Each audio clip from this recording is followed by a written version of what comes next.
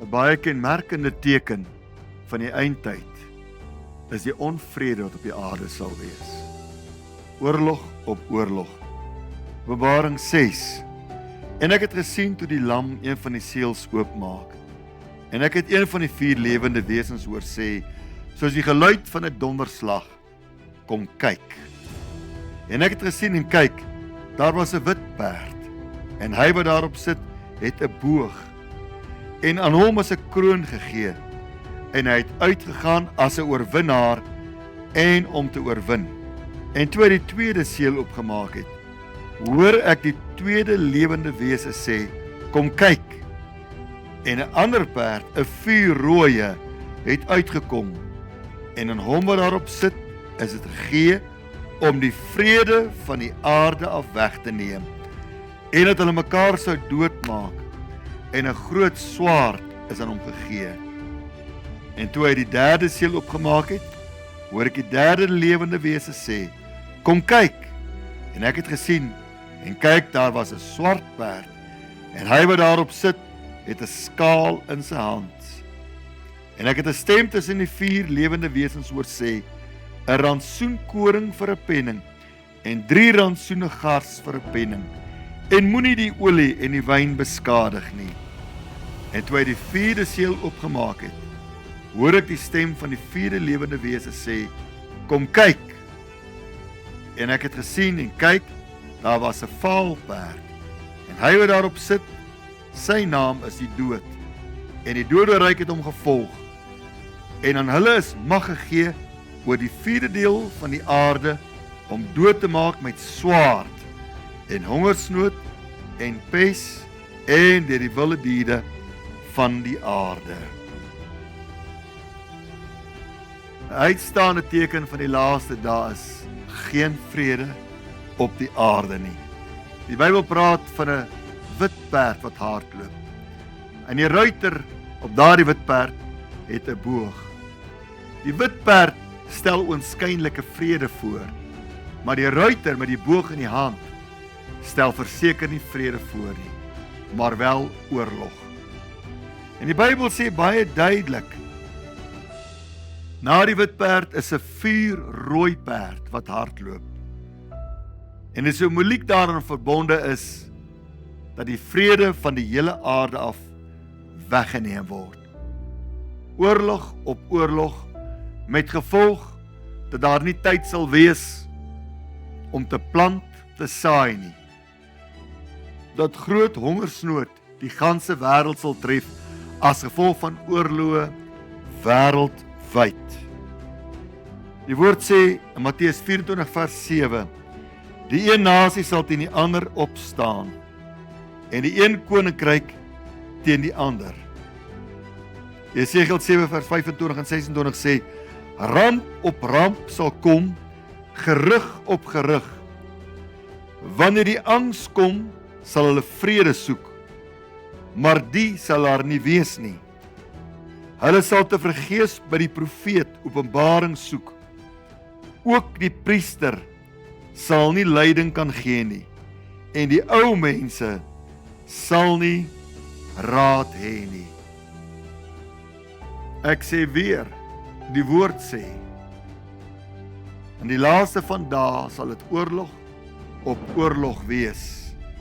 En die Bybel sê, as hy praat van die swart perd en die vaal perd, dan praat hy van baie dood wat op die aarde sal plaasvind as gevolg van hierdie aanhoudende oorloë. Maar vir die gelowige, vir die kind van die Here, moet dit nie 'n tyd wees wat 'n mens ween nie. Dit moet juis 'n tyd wees dat 'n mens jou hoof optel en na bo kyk en besef dat wat die Here gesê het, staan vas. Sy orde, God se plan, sal uitgevoer word. Matteus 24 vers 6 sê vir die Christen, moenie verskrik raak nie. Wanneer ons hierdie dinge gadeslaan, moet ons nie bang word nie. Ons moet besef, hierdie dinge is geboortepyne van die nuwe lewe wat wag. dat hierdie aarde met sy bestel soos 'n boekrol opgerol sal word. Die laaste hoofstuk geskryf sal word. Daarom moet ons as kinders van die Here ons nie ontstel nie. Die woord van die Here sê ook verder in 2 Petrus 3 vers 14, daarom geliefdes, terwyl julle hierdie dinge verwag, moet julle daarvoor beywer om vlekkeloos en onberispelik voor God en in vrede met hom te lewe. Die Here moedig ons aan om in hierdie tyd ons emosies te bewaar en in hierdie tyd heiligmaking na te streef. In hierdie tyd ons verhouding met God in stand te hou, werklik waar in vrede met God te leef en vrede met ons medemens te leef. Lukas 21 vers 34 tot 36 waarsku ons ook dat ons in hierdie tyd versigtig moet wees dat die sorge van die lewe ons nie onderkry nie.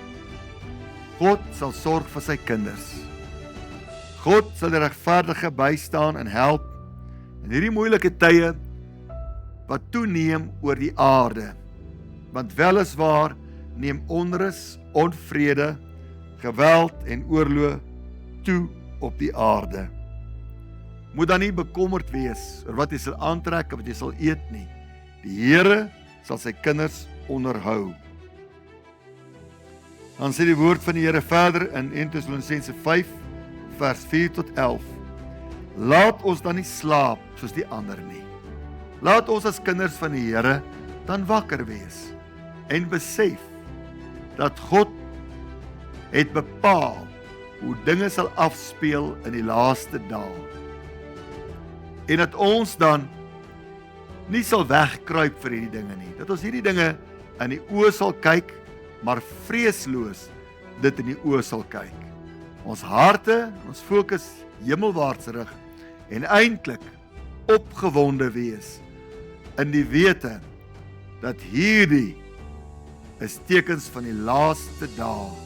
Laat ons dan gereed wees, laat ons dan wag vir die verskyning van die Here Jesus Christus op die wolke. Matteus 24 vers 13 sê, maar wie tot die einde volhard sal gered word. Laat ons dan die Here met volharding dien, laat ons op hierdie smalweg bly, Godvreesend leef, gereed vir die bruilof van die Lam. Dankie Hemelse Vader, dat U ons vooraf gesê het, ons ingelig het van die tekens van die laaste dae. Vandag bid ek vir die kinders van die Here, dat ons nie verskrik sal wees nie. Dat ons hierdie lewe steeds sal leef met hoop en met geloof en met afwagting vir die mooi, goeie dinge wat voorlê vir kinders van God. Die beste wag vir ons en dit is die ewige lewe by God. Dankie dat U ons sal vashou, dankie dat U ons sal bewaar, dankie dat op die dag van nood U vir ons alreeds uitkoms voorberei het.